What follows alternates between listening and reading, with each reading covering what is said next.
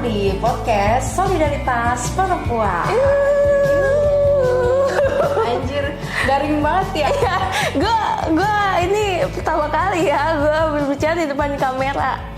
Ya gimana ya? Sebenarnya ini juga awal-awal juga sih buat podcast Solidaritas Perempuan dengan tema-tema yang agak-agak nyantai ya, daripada kita serius-serius mulu gitu kan. Kalau ngomongin negara lu puyeng kayaknya deh kalau lu serius-serius betul mulu, gitu. Jadi hari ini kita mau bahas soal salah satu yang jadi hadiah besar buat kita di akhir tahun kemarin. Tahu nggak Bil apa Bil? Ya Allah, New Year's Eve gue nih lihat berita nih. Ya Allah, perpu itu malam lagi. Malam-malam ya? Sore menjelang inilah ya, sorenya menjelang Dan tahun baru. Hari libur. Iya, itu hari libur, hari Minggu. Libur, terus tuh tiba-tiba dapet perpu tuh pas tahun baru kemarin. Kayak gue baru libur, terus gue pengen tidur, terus pas gue pengen tidur gue baca-baca berita. Apaan lagi nih? Itu Kan emang itu anjay banget ya. Gue berangkat nih, gue memikirkan apa yang mau gue lakukan tahun baruan nih gue. Buka HP, ting ting ting ting ting ting ting ting, anjir, surprise. Kayak Sebelum 2023. lu narik napas, tapi lu sebenarnya nggak kaget nggak sih? Ya, Lu nggak kaget? ya gue ini sih lebih ke apa? Disappointed but not surprised. Iya betul, disappointed but not surprised. Yo, Karena kayak ya gue udah. tahu sih pasti bakal kayak gini gitu. Cuma Tapi ini menurut gue ini tuh cara paling curang dan licik sih menurut gue. Iya, betul. Menurut gue ini curang dan Betul. licik dibanding urusan-urusan apa namanya muncul-munculnya undang-undang yang aneh-aneh itu. Kalau ingat nih ya, undang-undang Cipta Kerja tuh prosesnya cuma 9 bulan. Karena waktu itu gue inget banget reformasi di korupsi kan orang-orang turun aksi nih ke jalan tuh. Gue inget banget, dan di situ ada represivitas lah ya.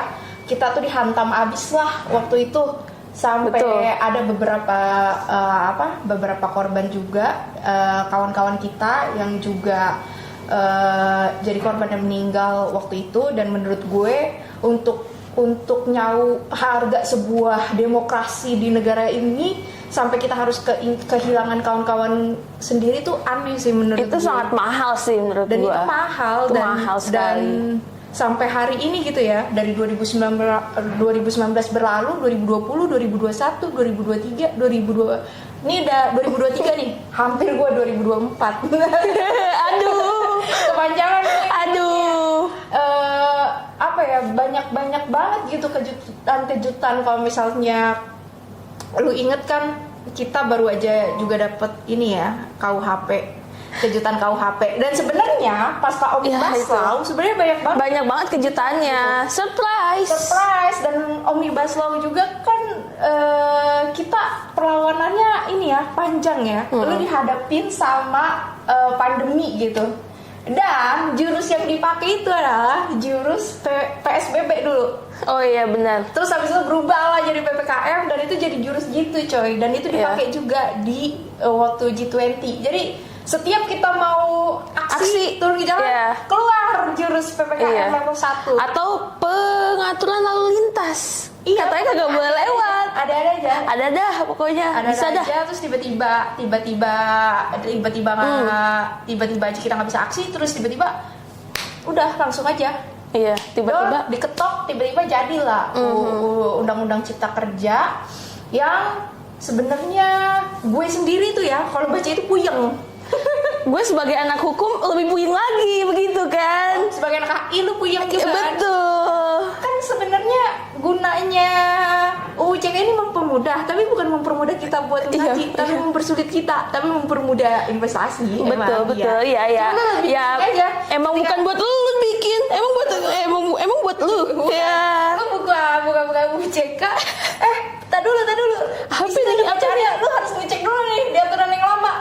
Di yang lama itu kayak apa bunyinya? Kalau yang di UU CK bilang dihapus, jadi hapus. Jadi lu kayak harus bolak-balik gitu buat cross check. Iya. Dan menurut gue dan lu bingung. Lu mau pakai yang mana sih? Jadi implementasinya tuh peraturan yang mana? Aneh. Dan Secara proses di apa ini ya, sekarang? iya, secara proses aneh dan Bingung memang banget gua. akhirnya kan muncul tuh di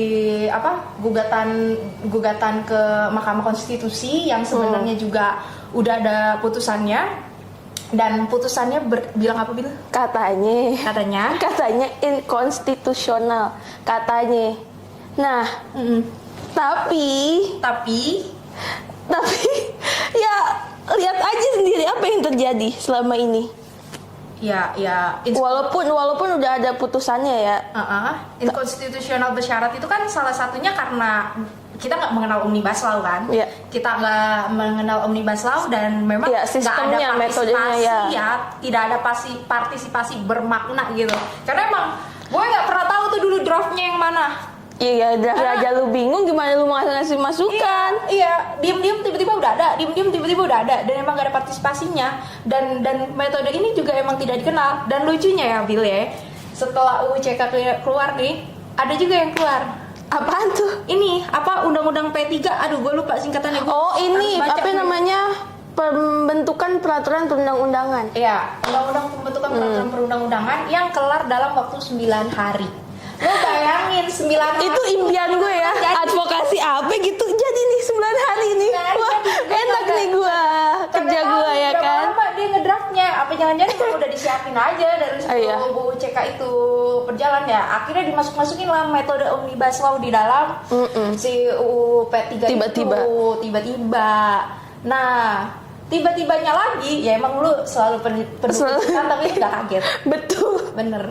Betul. Penuh kejutan tapi lu nggak kaget, terus tiba-tiba adalah nih si barang nih. Ada lagi nih yang menghempaskan semua dunia persilatan kita nih. Perpu Cipta Kerja, menurut gue ini lebih jahat sih. Ini jahat banget sih. Maksudnya lu udah mengupayakan nih. Dan lu sudah berusaha membuktikan ini nggak konstitusional nih. Ya. Udah diputusin inkonstitusional bersyarat. Habis itu mau lagi dia balikin, set, ya kan? Harusnya diperbaiki kan? Iya, harusnya dia perbaiki sesuai sama yang kita mau, ya kan? Kan kita konstituen, ya kan? Iya. Sesuai dong sama yang kita mau. Nah, dia balikin lagi. Lah, isinya sama sih anjir. Lah. Iya. Gue bingung. Gokil. Gue bingung. Yang gokilnya lagi nih, kalau gue denger gitu ada yang bilang ya udahlah, kagak ngapa-ngapa, itu kan emang ini hak presiden, namanya juga perpu. Ya, tapi kan pembentukan perpu kagak sekate-kate juga lu. Iya, kata yang mereka nih katanya ada situasi darurat, kedaruratan. Yang gue juga ya banyak sih percakapannya, resesi segala macam ya kan, geopolitik. Nggak tahu lah siapa yang berantem di luar. Tapi menurut gue ya resesi itu siklus. Krisis, resesi itu siklus. Ya, yang siklusnya juga dia juga sebenarnya pelakunya bukan pelaku penyebabnya itu dia juga. Lu yang ngontrol. Iya. Jadi gimana ya? Jadi lu menyebabkan nih kayak gue menyebabkan krisis. Terjadi nih krisis ya kan? Abis itu gue minta nih, aduh gue susah, usaha gue susah. Gue minta nih kebijakan sama pemerintah ya kan? Buat ngeriset siapa? Ngeriset gua lah, bukan lu, bukan rakyat. Ngeriset bisnis gua. Banyak tuh yang ngomong krisis itu cuma siklus dan riset doang. Jadi kalau udah terpuruk nih kita bisnis, aduh, gue butuh dana segar nih, segala macem. Kita minta deh ke pemerintah. Antara kita minta bantuin, minta duitnya langsung, atau kita minta kebijakannya biar kita dapat duit dari luar. Iya. Ya kan enak kita. Iya, kan bilangnya kan krisis karena ada perang kan. Iya. Kan sebenarnya alasan awalnya dari ada perang, terus nanti tapi resesi. anehnya, lu tahu kan perang itu kan udah lama. Iya. Kan? Kalau Betul. emang penyebabnya perang dari dulu-dulu tuh. Iya. Ya kan? Perang udah lama dan sebenarnya lu punya cara-cara lain buat ngatasin krisis gara-gara perang nih kayak gimana. Lu kan sebenarnya bisa ya ngatasin itu ya, tapi tiba-tiba lu bilangnya gara-gara ada perang Rusia Ukraina ini. Itu kan aneh logikanya. Maksudnya aneh banget. lu udah pernah ngalamin nih dulu. Lu tahu apa yang salah. Ya.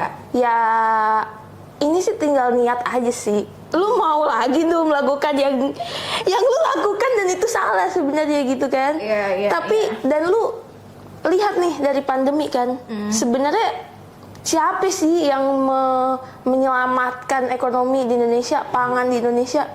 Gue kagak merasa tuh diselamatkan sama investasi, ya kan? Lah orang kita pandemi ditutup semua negara. Kalau lu beli impor. Awal-awal pandemi justru hashtag yang naik itu rakyat bantu rakyat. Nah, dan itu aneh menurut nih gue. ketahuan nih ada siapa nih yang missing, yang kagak ada perannya, yang gagal perannya. Kayak lu dibalikin lagi ketika situasi pandemi di awal-awal lu dibalikin lagi, ya udah kita bantulah saudara-saudara kita yang lain yang memang dia butuh gitu, atau lu gitu yang sebenarnya butuh lu nunggu gitu, lu nunggu ada saudara gua kagak ya orang lu dapat bantuan juga bantuannya dikorupsi anjir, bantuannya udah dikorupsi dari zaman belum dibagiin ya. Dari zaman tuh nasib banget zaman tuh Covid belum diumumin udah ada korupsinya. Itu aneh menurut gua, aneh. Itu aneh banget. Jadi kita di negara ini self service aja udah, self service, self help aja kita. Dan menurut gue itu juga kagak masuk sih kalau misalnya dibilang kegentingan yang memaksa gitu ya. Karena sebenarnya ini jadi jalan pintas. Yang sebenarnya lu dikasih waktu 2 tahun buat memperbaiki, tapi lu pakailah jurus perpu yang akhirnya penggunaannya tuh subjektif banget dan nggak memenuhi, padahal kan lu juga nggak bisa sembarang gitu kan mengeluarkan perpu. Situasi apa yang benar-benar menyebabkan kegentingan apa, dan ya tadi ya kita udah bahas lah ya soal perang dan soal resesi dan lain sebagainya, atau yang bilang bahwa DPR masih reses dan lain sebagainya karena itu kan hari libur, terus juga nggak cukup waktu dan lain sebagainya buat DPR ngebahas yang menurut gue teknis aneh. banget. Orang undang-undang lain juga 3 hari jadi, 9 hari jadi. Yaelah, ini lu suruh perbaikan tapi lu emang lu males dan lu maksa. Emang gak niat aja. Pokoknya nih yang penting nih barang jadi gitu ya, barang jadi gitu. Dan terus, jadinya ya tahu sendiri dah lu ya, kepentingan siapa sih ini yang sebenarnya lagi diusahain gitu. Iya, kebaca banget sih. Nih lu, ini kita random aja nih, misalnya kita mau bahas topik apa, lu cari deh di tuh dokumen tuh perpu, ya kan? Kayak gue nih, gue iseng nih cari benih, set Ctrl F benih, ya kan? Terus gue nemu dia merevisi UU perkebunan, ya kan? Ada nih satu pasal, dia bilang setiap orang dilarang untuk mengedarkan benih atau bibit yang itu tidak memenuhi atau mencapai standar yang ditetapkan oleh pemerintah. Jadi lu kagak boleh. Kalau gue petani, yang gue tahu nih dari mak gue, dari nenek gue tahu cara memuliakan benih gimana segala macam. Tapi kalau tuh benih gue yang udah beratus tahun dan bergenerasi gue kembangkan itu nggak masuk standarnya pemerintah, gue nggak boleh ngasih ke petani lain. Dan lu harus ini nggak sih? Ya, lu boleh menggunakannya nggak sih? Ya, gue jadi sulit untuk menggunakannya. Maksud gue, walaupun misalnya nih ya, nggak di situ nggak disebutin. Kalau di yang lain-lain mungkin. Kalau hak kekayaan intelektual tuh ada, bahkan ada pidananya tuh. Gue kalau ngembangin sesuatu yang mirip sama yang dipatenkan sama perusahaan nih, gue yang dipenjara. Padahal modelnya lo harus sertifikasi dong. Modelnya gue harus sertifikasi, harus ada standarisasi. Berarti semua benih yang lo pakai harus lo sertifikasi juga nggak? Iya. Tapi kemudian walaupun misalnya gue nggak dipidana nih, nggak dipidana, tapi gue nggak bisa menggunakan. Dan gue nggak bisa menggunakan benih gue, dan gue nggak bisa membagikan benih-benih gue ke petani-petani tradisional lain kayak begitu. Karena gue harus beli ya. Iya. Uniknya, gue inget banget waktu gue ke Kalimantan nih, waktu gue ke Kalimpang kan, mereka bilang mereka dulu bertani, tapi di Kalumpang dan di Mantangai Hulu mereka itu dulu bertani, dan sekarang mereka masih bertani dan berkebun, cuma memang mereka sudah jarang menanam beras. Oke. Mereka sudah jarang menanam beras, padahal dulu waktu mereka menanam beras itu tuh karena mereka sudah menanam secara turun-menurun, benih yang digunakan ya benih Ya yang itu, ada di sana iya. kan. Dan memang berasnya menurut mereka itu enak Dan cocok sama tanah. tanahnya mereka. Iya. Nah sayangnya ketika masuk tuh benih-benih yang dari, ya lu tau lah dari mana ya, dan lu bilang nih, katanya si pemerintah bilang lu pokoknya pakai benih ini dah. Dan lu akhirnya dipaksa untuk mengubah pola yang biasanya Semuanya. lu gunain gitu. Dan akhirnya pas gue kesana mereka itu udah nggak ada benih itu tuh udah nggak ada, maksudnya Punah. mereka udah nggak menggunakan. Gue nggak tahu ya statusnya punah atau enggak sekarang, tapi memang mereka udah sulit banget untuk menanam beras itu, yang padahal dulu mereka itu bisa panen beratus-ratus kilo dan itu bisa dibagikan sama tetangga-tetangganya, dan mereka tuh nggak pernah takut krisis pangan karena mereka udah bisa hidup pakai pangannya sendiri. Itu juga sama kayak waktu gue ke Lampung. Di Lampung mereka juga menanam dengan benih-benih lokal yang ada di sana. Dan Di mana tuh? Sidodadi ya? di Sidodadi. Dan uniknya di depan rumahnya mereka itu tuh pekarangan rumahnya udah ditanam-tanemin.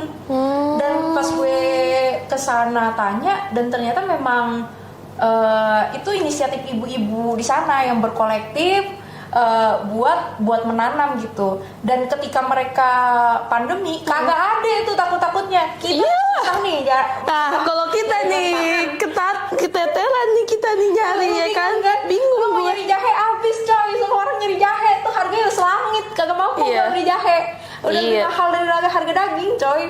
Iya, emang iya. Parah banget. Terus waktu gue di sana gue dikasih sampel sebaskom, disuruh bawa pulang. Padahal di Jakarta harga cabenya 150.000 per kilo. Gue bilang anjir, ini gue kalau bawa ke rumah nih, orang-orang rumah udah seneng banget karena Iya. gue bener-bener irit banget. Bahkan gue pernah beli di warung, gue Sebegini.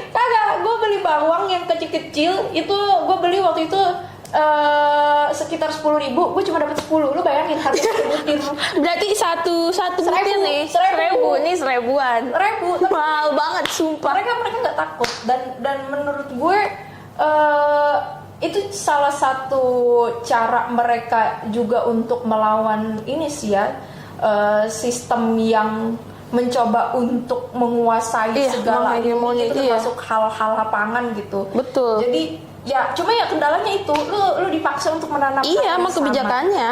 sama kebijakannya. Makanya. Hampir mirip sama food estate sebenarnya. Ya. Dan waktu gue ke Kalimantan itu sebenarnya banyak banget proyek food estate yang akhirnya mandek gitu. Ya orang kagak cocok. Agak cocok tapi Lu maksa lagi. iya emang. Jadi gue waktu itu sempat ketemu sama salah satu tokoh adat di sana. Mereka beliau bilang kalau masyarakat Dayak dan alam itu tuh hidup itu saling apa ya? Ya mereka satu kesatuan gitu. Dan selama lu baik pada alam, ya alam akan baik pada lu pasti. gitu. Maksudnya gue seneng banget sama konsep yang diceritain sama tokoh adat waktu itu, namanya Pak Sanjo. Emang keren banget sih. Maksud gue ternyata konsepnya masyarakat Dayak tuh memang konsep yang sangat mencintai alamnya. Kalau kata kita zaman sekarang sustainable, eco-friendly dan lain sebagainya. Dan itu memang sudah mereka lakukan sejak dulu. Apalagi kan kalau Kalimantan itu tanahnya gambut ya. Jadi mungkin cara menanamnya beda lah sama di Jawa ya kan. Iya, berbeda sama di Jawa. Dan siapa yang tahu soal itu? Ya hanya mereka yang tahu. Emang? Sayangnya waktu Estet datang tuh di sana kagak ada. Mereka tanya tuh mereka nanam kayak apa. Yang penting nih ada tanah mau gue pakai, bodo amat ini tanah lo apa kagak gitu. Pokoknya ini tanah mau gue pakai, gue mau nanam demi ketahanan pangan di Indonesia. Jadi hasil dari food estate ini akan mencukupi kebutuhan pangan yang ada di Indonesia. Faktanya ya gue nggak tahu sih faktanya. Ya begitulah, makanya kan berarti kelihatan tuh penyangga pangannya siapa ya kan.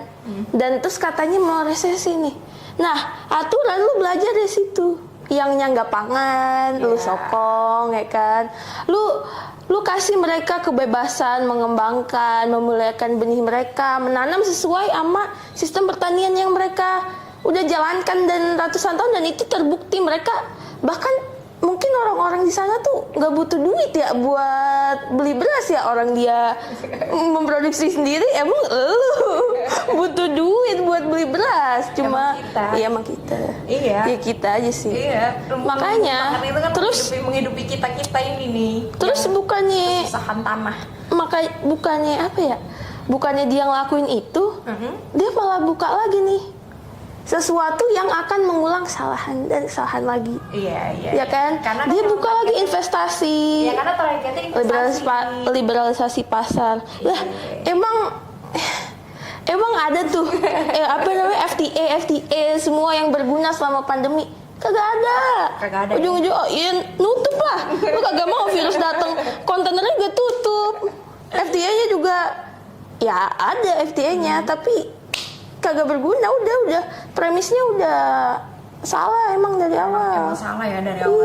Iya. Ya gue ngerasa bahwa Perpu Cipta Kerja ini akhirnya ya akan berdampak banyak sih sebenarnya. Iya, betul. Gak hanya ke teman-teman pekerja gitu, ke teman-teman buruh, tapi ya seluruh elemen masyarakat gitu sih. Iya.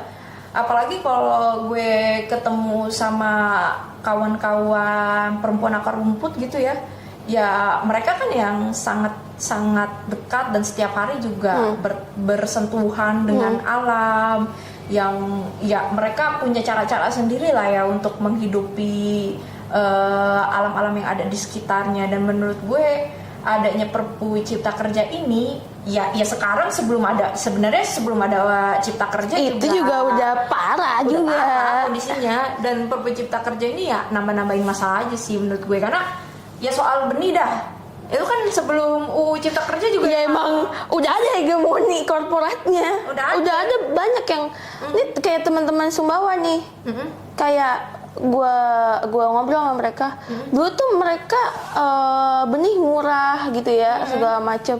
Sekarang beli benihnya aja mereka gak mampu, karena benih yang dikasih sama pemerintah yang dibilang mesti beli nih segala macam, itu mahal juga, yang juga sebenarnya nggak bagus. Dan mereka tuh ada jenis beras ya lokal gitu ya di Sumbawa gitu, yang itu selain emang ya sama kayak di Kalimantan Tengah sebenarnya, selain emang itu cocok sama lidah mereka, tapi juga itu murah gitu untuk digunakan sama petani, itu murah. Tapi kemudian ada nih program-program nih benih, tapi lu beli segini, tapi itu harganya mahal. Iya.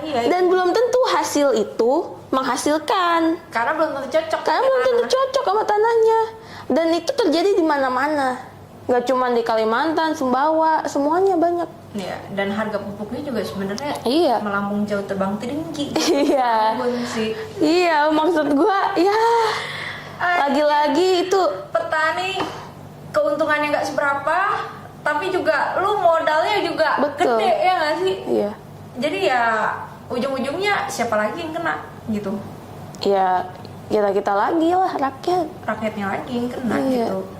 Dan bingung kan? Dan itu kan akan berpengaruh juga ya sama harga-harga kebutuhan ya. Maksudnya harga-harga pangan ya makin naik gitu ya. Dan ya mau lu menanam di rumah, yang lu punya benihnya ya lu harus beli. Iya, betul. Sama aja sih sebenarnya. Ya walaupun ya ada baiknya juga gitu kita mengelola tanah-tanah kita kalau punya gue sih nggak punya, gue nggak punya nih, ada tanah di pot sedikit sih ya, kayak paling 2x2 doang tuh buat rumah kucing. Ya satu pohon bisa sih ya. Iya, satu pohon doang kayaknya, pohon alpukat itu juga kagak tahu deh gue kalau buat nanam yang lain dia bisa apa kagak gitu. Nah itulah ya memang sih menurut gue Perpu Cipta Kerja nih ya sama kayak undang-undang lainnya sih. Iya, ini menurut gua nggak cuma satu fenomena ya, tapi serangkaian gitu. Serangkaian. Gue sepakat sih sama lu. Serangkaian dari mulai UCK, terus KUHP. Dari zaman ini cuy, dari zaman undang-undang KPK tuh revisi. Oh iya deng. Oh iya, Minerba juga. Aduh, banyak ya paketannya ya. Banyak Banget paketannya, buset. Lu pusing kan? Pusing, gue pusing. Gila. Makin sini lu dikasih tuh Perpu Cipta Kerja yang isinya 1117 halaman. iya. 1117 halaman. Muntah-muntah lu baca tuh. Gue nggak ngerti ya sesingkat-singkatnya, tapi jadi kayak gitu ya. Bisa loh mereka, berarti sebenarnya mereka juga kalau niatnya bener nih bisa nih ngelakuin semua tuntutan kita ya kan. Dari dulu apalah kebijakan perlindungan benih tradisional atau apa kayak sebenarnya bisa, tapi mau kagak sih, udah itu doang titik. Iya, kalau itu kagak nguntungin mereka ya kagak Iya mau sih. lah. Iya benar. Ya lu bisa kelihatan. Coba, ya lu bayangin orang-orang aja. yang punya tanah itu siapa gitu. Iya. Orang-orang Iya, yang ya. punya proyek itu siapa. Iya, gue lupa Cak, gue nggak bantuin presiden pemilu kan, jadi gue kagak bisa mesen apa-apa nih, gue advokasi, gue lupa. Ya, kan? tapi kan nggak boleh gitu-gitu. Iya, juga makanya. lah. Emangnya suara presiden cuma suara partai. Ya, tanyakan pada rumput yang bergoyang kalau zaman sekarang. Suara partai tapi ujung-ujungnya ntar nyatu juga sih semuanya. Ya nggak? Iya. kan Lu mau kalah pemilu juga kagak apa-apa. Iya, nggak Bisa apa-apa. jadi menteri. lu takut. Astaga. Takut. Jangan sebut merek. Enggak, kita kan nggak ada nyebut-nyebut. Oh iya benar. Iya. Ya betul. nggak apa-apa lah ngomong-ngomong. Sekarang apa-apa lu jadi takut dulu. Iya betul Kak. Nah kan paketannya nih, akibat dari paketannya tadi nih gue nih, ya kan self sensor gue jadinya. Ya Allah. Jadi takut lu ya kena ITE ya. Iyalah. Ya kan emang udah banyak yang kena. Ya gitulah, negara yang katanya demokrasi gitu, ternyata ya arti demokrasinya ternyata segitu doang. Atau Iya. jangan-jangan emang, ya gue takut juga, gue kalau bilang kagak demokrasi atau demokrasi hancur, gue takut juga, ngeri juga lagi nanti ada. Iya nanti ada yang Kena aja lu. iya ada yang nggak terima, gue lagi kena nih ya kan, aduh. Ya kan bilangnya gitu lah, kalau kagak terima lu ini aja lu ajuin aja, Lu JR aja. JR aja lah, lu kagak tahu siapa hakimnya. Aduh, lagi-lagi aku tidak mau mengungkapkan merek ya. Ya belajar lah ya dari putusan putusan UU Cipta Kerja yang nomor 91 tahun 2020 atau 2021 ya? Lupa gue. Gue juga lupa. Apa 2022? Undang-undang soal putusan Cipta Kerja, coba gue cek. Oh 2020 betul. 91 Oh, iya. 2020. Ya menurut gue ketika itu dikatakan inkonstitusional bersyarat juga aneh sih sebenarnya. Iya itunya juga aneh. Jadi menurut gue lu mau ngarep apa lagi gitu, apa-apa harus di JR, apa-apa harus di JR ya. Lu ngapain bikin undang-undang Iya. kalau kayak gitu? Kalau ujung-ujungnya Betul. lu harus nge-JR gitu. Kan di dalam proses pembentukan perundang-undangan juga Ada namanya aturan, partisipasi. ada partisipasi. Begitu. Ya, Jangan partisipasi gue JR, jangan begitu. Tapi memang lucunya partisipasi itu dianggap ada karena lu akan mengundang. Jadi yang dianggap partisipasi itu tuh hanya mengundang aja, mengundang nih elemen-elemen masyarakat itu ke Oh hotel-hotel biasanya. iya. Itu yang gue inget sih waktu yang revisi KUHP, ya. kayak Iya. begitu. Itu Tapi namanya- masukan lu kagak dimasukin, tapi itu dianggap sebagai partisipasi. Jadi Sosialisasi namanya. namanya itu. sosialisasi, tapi lu dianggapnya partisipasi. Emang aneh. Itu aneh banget. Aneh. Jadi Aneh banget. menurut gua lu mau maju ke JR juga ya gua kagak tahu ya nanti hasilnya kayak apa karena berkali-kali menurut gue kayak Ini MK semua udah sebenarnya- sejalan. ya semuanya Udah sejalan sama mereka. menurut gua MK udah seharusnya ya jeli lah ya, tapi ya gua nggak tahu juga Ya kenapa. dijeli-jeliin aja deh dia. Ya kenapa akhirnya jadi kayak gitu, walaupun ya mungkin ada sesuatu lah ya, tapi gue nggak tahu kenapa. Betul. Ya aturan ya. Banyak nih kita masukan masyarakat, situasi di akar rumput nih yang mau kita masukin ke apa ya, kebijakan segala macam. Banyak kok tuntutan. Kalau lu mau bilang partisipasi, ayo kita berangkat semua. Tapi apakah kita nih dengerin nggak? Pertama itu.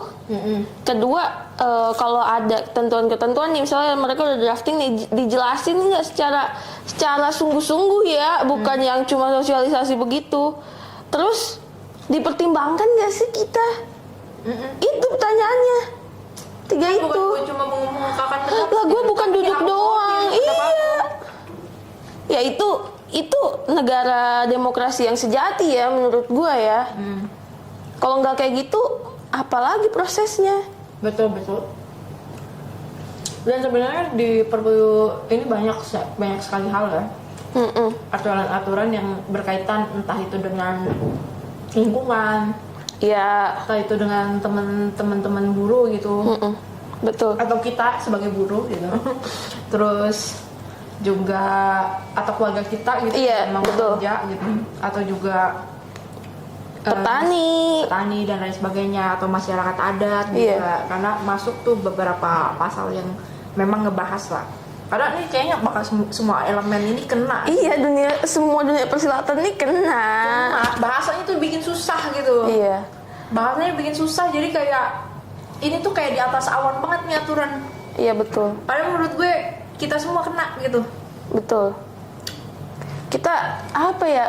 Kita juga kadang lama-lama kita sebagai rakyat capek nih, gue nih sebagai warga negara nih gue capek Gue gitu ya. menemukan beberapa fenomena orang tuh depresi lama-lama gara-gara negara. Iya, betul. Gue zaman sekarang gue bisa ngelihat gitu ya, dengan gue buka Twitter, ya Allah, baru gue mau seneng nih.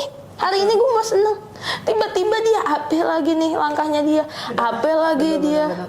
Dan guna menjaga Ya kesehatan mental gue, ampun. akhirnya gue juga memutuskan untuk rehat dulu tuh dari hal-hal kayak gitu. Karena jujur capek banget ya, lu bangun tidur, lu ngeliat berita, adalah aneh-aneh lagi ceritanya, adalah aturan api keluar, terus misalnya ntar malam mau tidur, adalah kejadian-kejadian yang aneh-aneh lah. Apa ya, mengecewakan gitu. Nggak hanya mengecewakan, lu udah di tahap kesel, marah sih, kayak gimana sih lu menjalankan negara ini lah. Nggak proper banget. Terus kita harus ngapain, Bil? Itulah, kita tetap sih perlu apa ya, menurut gua situasi-situasi yang ada di akar rumput tuh, kalau kita nih kita amplifikasi lah, tapi kemudian di akar rumput ini kita jaga nih yang begini nih. Kita perkuat nih orang-orang, petani, perempuan akar rumput, nelayan segala macem. Gimana juga mereka bisa langsung gitu ya, apa namanya, menuntut hak-hak mereka kayak gitu. Kayak terus juga kayak inisiatif-inisiatif kolektif tadi sih yang menurut gue lebih sangat membantu ya. Iya. Di tengah krisis, resesi, apa segala macem. Dibandingin investasi ya, Betul. gue gak merasa gue Karena investasi terkena kagak nyampe manfaat gitu ya. investasi ya. Iya, Manfaatnya ya keuntungan dia Iya. kantong-kantong yang ya kantong-kantong yang kekayaannya juga udah kagak tahu. 1% no ke atas no. Betul. Gue sepakat sih sama lu. Ya mungkin ya besok kita tanam kali itu ya di kantor. Ya, gue juga gak punya lahan, sedih banget ya. Kan bisa hidroponik kita. Walaupun zat-zat gizinya tuh berkurang, ya kan? Iya gimana? Gimana ya? Susah coy, mau nanam. Yang punya tanah dirampas, bingung kita. Kagak punya tanah, kagak bisa nanam. Yang punya tanah dirampas tiba-tiba. Yang nanam ada dirampas. PLTA. Tapi yang lucu tuh yang nanam dirampas, ternyata dirampasnya mau dibikin food estate. Iya. Yang nanam juga tapi gagal. Aneh. Iya, aneh banget, aneh. Apa tadi lu ngomong PLTA juga ya tadi? Iya makanya gue bilang, yang kita sedih nih kagak punya tanah buat nanam. Yang punya tanah nih, yang katanya pangan itu harus kita bisa melihat gitu ya, gimana mereka menjaga, dan mereka tuh punya pakem-pakem ini kagak boleh diambil sampai misalnya tanamannya segini. Jadi tanaman-tanaman yang masih bisa tumbuh itu tuh kagak diambil sama konsepnya ibu-ibu. kagak rakus. Iya, lagi-lagi konsepnya eco-friendly, sustainable yang kata-kata kalau yang keren-keren nih, ya kan? ya. Iya, secukupnya. Secukupnya mereka. Tapi tiba-tiba bukan yang buat keuntungan gede-gede. Iya, tiba-tiba ya dia ambil buat PLTA. PLTA katanya buat listrik orang-orang. Tapi lucunya orang sekitar PLTA-nya ya kagak dapat juga listriknya. Iya. Ya kan lu pernah kan ke PLTA Poso lu yang pernah. PLTA. Tapi kayaknya kalau untuk ngomongin PLTA kita harus ngomongin khusus. Wah, itu ya panjang karena sih. memang itu panjang dan sebenarnya Itu panjang. bakal ada episode juga yang emang kita pernah ambil langsung dari PLTA di Nah, Poso. Nantilah kita sama ibu-ibu ya. Ya, nanti kita kasihin lah podcastnya ke kawan-kawan. Ya. Itu sih menurut gue yang penting untuk kita bangun lagi gitu ya soal inisiatif itu dan ya bentuk perlawanan ada banyak gitu Iya, menurut gue. betul. Dan semua orang punya Gayanya. cara perlawanannya gitu dan menurut gue semua bentuk perlawanan ya sah-sah aja, sah-sah aja gitu dan yang paling penting menurut gue adalah ya kita terus berlawan gitu ketika memang ada banyak ketidakadilan di depan mata kita. Ya gue tahu ini bikin kita frustasi sometimes, bikin kita depresi, tapi ketika lu diem aja juga tidak mengubah apapun gitu. Sebenarnya gue sedih juga sih kadang-kadang kita aksi juga ini tetap aja diketok gitu. Kadang-kadang gue kayak gue harus ngapain lagi sih gitu. Ya terlihat pesimis, tapi gue waktu datang ke Sidodadi, iya di situ tuh. Gue datang ke Kalumpang, waktu gue ke Pantangai, gue ke Poso, akhirnya ya sadar perlawanan itu ada di mana-mana gitu. Ya, dengan inisiatif-inisiatif kecil yang menurut gue ketika hal-hal kecil itu dilakukan oleh banyak orang dan dengan banyak orang ya perlawanan itu akan terus ada dan itu kita sih harus terus nyalahin api gitu. Perlawanan yang mestinya dijaga gitu ya. Iya. Mau gempuran kayak gimana ya semoga kita bisa melanjutkan perjuangan itu gitu. Oke. Iya, mungkin segitu dulu kali ya obrolan kali ini. Lama-lama ngomong lu frustasi gitu. Lama depresi juga. Topik bikin lu frustasi sih karena ujungnya banyak nih sangkut pautnya nih kemana-mana nih. Iya, sangkut pautnya kemana-mana tuh banyak gitu dan kayaknya lebih asik kalau kita ngomongin lagi di lanjut lagi selanjutnya. Yoi. Thank you Bila. Thank you Ca udah mengundang gua di gue lupa lantai 3. Tadi udah kenalan belum sih? Oh iya ya. Kita anggap kita selebgram yang tidak perlu berkenalan. Kita kira kita terkenal padahal tidak. Oke, guys, thank you banget udah nonton deh. Semoga ditonton gitu. Dan kalau misalnya memang ini jadi satu hal yang baik, ya kita bisa diskusikan bareng-bareng dan kita bisa sebarkan segala hal baik, segala bentuk berlawan kita dan kita juga bisa bergerak secara bersama-sama. Yoi. Hidup perempuan. Hidup perempuan. Hidup rakyat. Hidup.